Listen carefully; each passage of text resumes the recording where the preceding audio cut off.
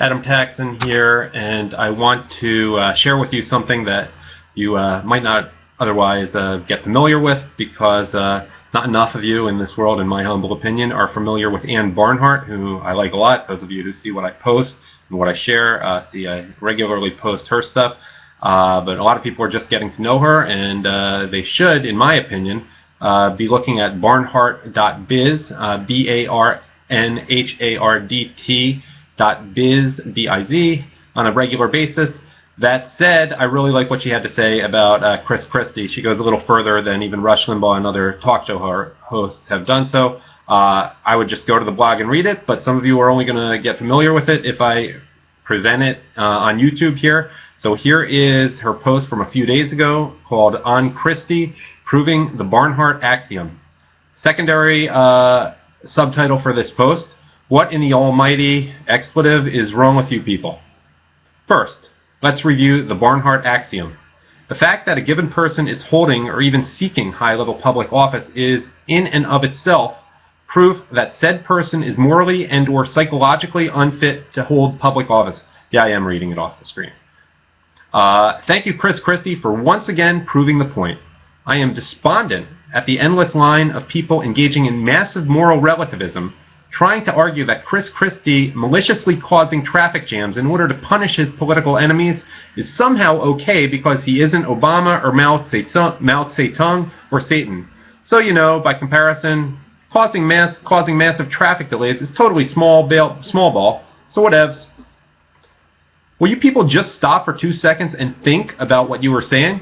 This man freely chose to maliciously disrupt the lives of hundreds of thousands of people whom he is charged with serving, in order to win some urinating contest with another politician. Christie, just like all politicians today, see that Barnhardt axiom, views other human beings as objects that exist only to serve him. Christie doesn't give a flying flip about his constituents. They are a mildly annoying teeming mass of vermin who can be used and abused in order to consolidate, increase, and entrench his own personal power and wealth. He doesn't care about the man who is trying to get home to his sick wife. He doesn't care about the woman trying to get home so she can make it to her kid's school program. He doesn't care about the guy who just worked a 14-hour shift, is totally exhausted, and just wants to go home and go to bed because he has to wake up tomorrow morning and do it all over again. Christie doesn't care about wasting other people's time. He doesn't worry about how his maliciously engineered traffic jam could make the 2-minute difference between a heart attack victim or head injury victim surviving or dying. Look, I'll be the first to admit that I really don't like very many people, and you know we are not required to personally like others, but we are required to feel some level of empathy and consideration towards other people, and you know, treat them the way we would like to be treated ourselves. That is what love of nature is at its most primordial and universal level. For the 87 billionth time here, caritas, or charity, is to not be indifferent toward others, because indifference is the opposite of charity or love. Christie has proven that he is completely and totally indifferent to the very people he has been given authority to govern. He doesn't have to personally like everyone, but he is morally required as a human being, and especially as a leader, to not be utterly indifferent to other people, and thus not treat them like objects and pawns in his sick, larcenous quest for power and wealth. Oh, but it's okay as long as his indifference manifests itself, for now, in ways less severe than Obama or Stalin or Mao. Again, if you caught this midway through, I'm merely reading what Ann Barnhardt has written. Back to what she wrote. So as long as a person hoists a certain flag and declares himself a member of a certain mafia or gang, then you all will breathlessly defend behavior that is not only indefensible, but is a massive red flag warning that said person is a psychopath at best, or a psychopath, that said person is a sociopath at best, or a psychopath at worst.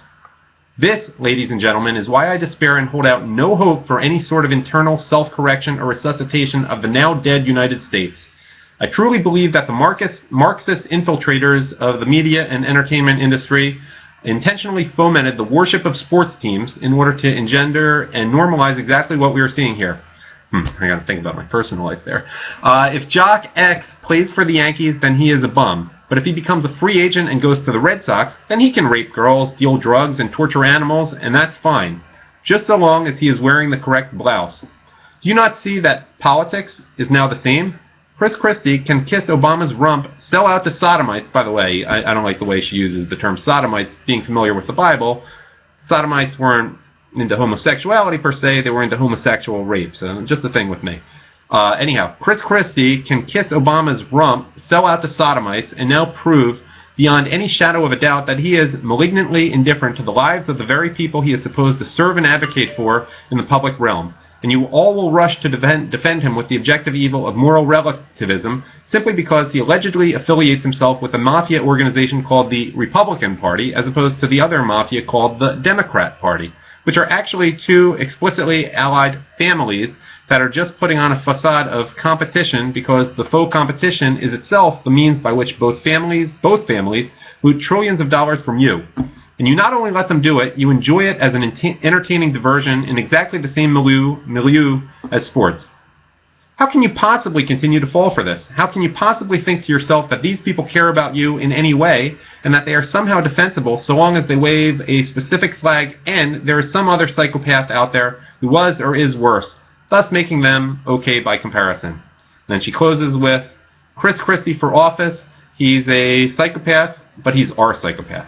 And again, that is from Ann Barnhardt. You should read her stuff at barnhardt.biz, barnhardt.biz. And if you really appreciate her work, she could use the money these days, but that's another story for another video. You should contribute on her website. Thank you.